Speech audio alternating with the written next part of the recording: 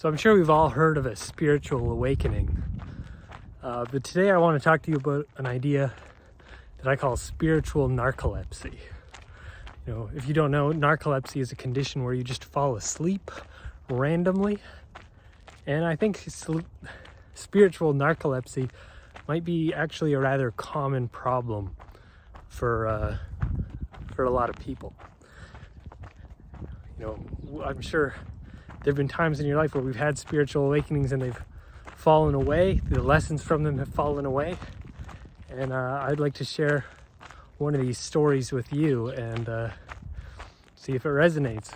Get a little out of my comfort zone, because that's the theme. So when I was a little kid, as little as I can remember, some of my earliest memories are dancing like Elvis. You know, my dad would put on these old documentaries of Elvis. I'd see him wiggling his hips, dancing, and that was awesome. And something about it spoke to me, and I had a lot of zest and vigor as a young child, so I liked to wiggle my hips and dance like Elvis. And, you know, a few years later, I think I was around 8 years old, I had chicken pox. And me and some family were out at a hotel, and chickenpox skin, maybe the vitamin D does something, or I don't know, I was following my intuition. I was getting naked, except for wearing a backwards ball cap and sunglasses, and going out on a chair on the back porch and dancing in the sunlight, singing, "I'm the coolest guy in the world." And I felt like I was at the time for a minute, and it felt spiritually fulfilling in some sort of way.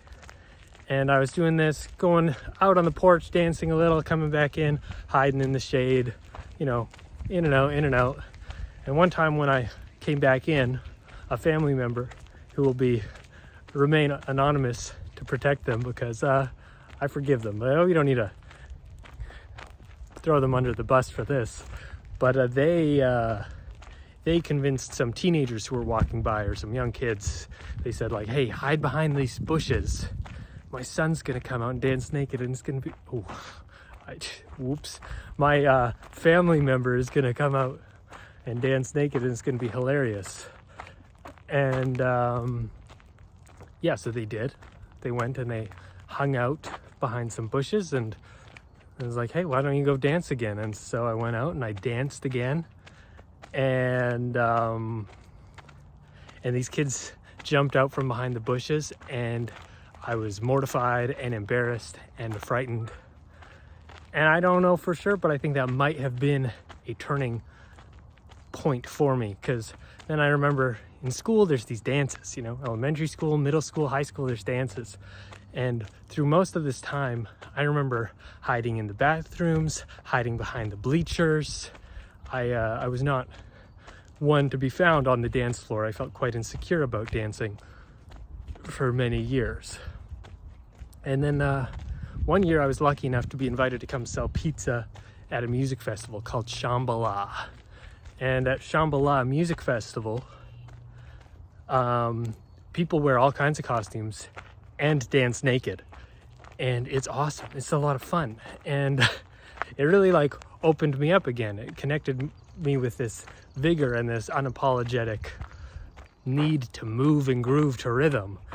And so I did it. I unlocked those things that had locked up in my mind, and I danced, and I felt like I was connected to something that I had lost for years. And lucky enough, I had enough connection to that when I went back to the world, went back to civilization, I was able to go dance, and I was able to feel secure in my decision to dance. And it was a lot of fun. Fast forward a few more years, I end up moving to Vancouver to go to college. And I take some clowning courses, which expand on this a little bit more. Like, they talk about clowning almost as like a form of meditation, where you connect with the sensations that you feel. You connect with these emotions that you process, and you amplify them to such a degree that they're no longer you know, intimidating or frightening or whatever. And, you know, your fear is so much that it's not like a fear that you're insecure about being afraid. You're so unapologetically afraid that it's crazy. And that's sort of clowning. And I don't know if it was that or what it was, but some things happened, and I decided I needed to get out on the street, dress as an astronaut, and play live improvised electronic music. And do that instead of getting a job, because I knew some buskers who improvised some music. They made good money. I didn't want a job. I hate resumes. So I did that. And I did that for, I don't know, a couple years or so. I made better than minimum wage. I think it was making like sometimes $25 an hour, which early 2010s is pretty good. And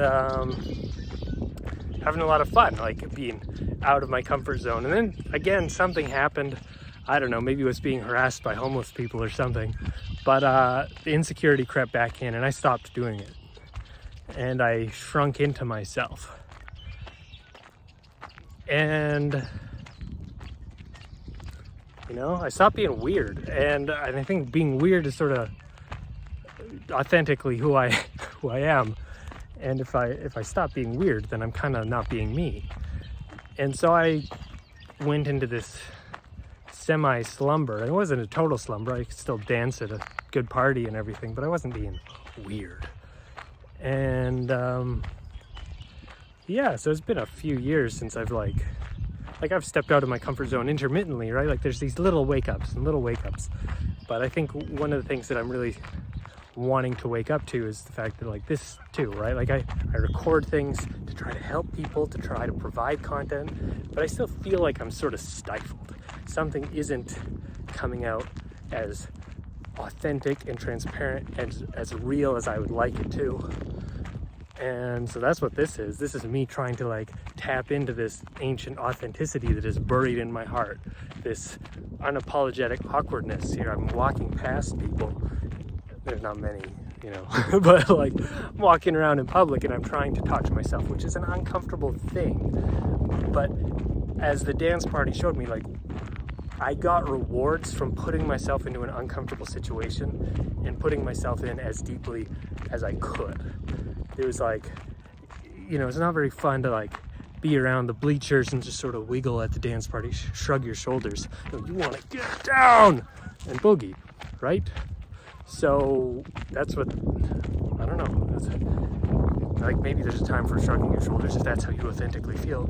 But if you have a vigor and a zest that you want to share, then you gotta somehow take the mask off and do that. And you know, hopefully this does the trick. So, yeah, spiritual narcolepsy. You know, like, and there's not like there's one awakening or 5 awakenings. You awaken every day to something new, a little bit differently. But there are moments in your life that are bigger and better awakenings, and hopefully I'm hitting one again, because you know. I don't want to live smaller than I am. I don't think it does anyone a service to be timid and afraid. And that goes for you too. Like, I don't want you to be any smaller than you are. And so I hope this video has given you something to think about. I hope it's been entertaining. Or I hope you stopped watching it a while ago because you were authentic with yourself and it didn't resonate. Either way, if you're here, thanks for watching.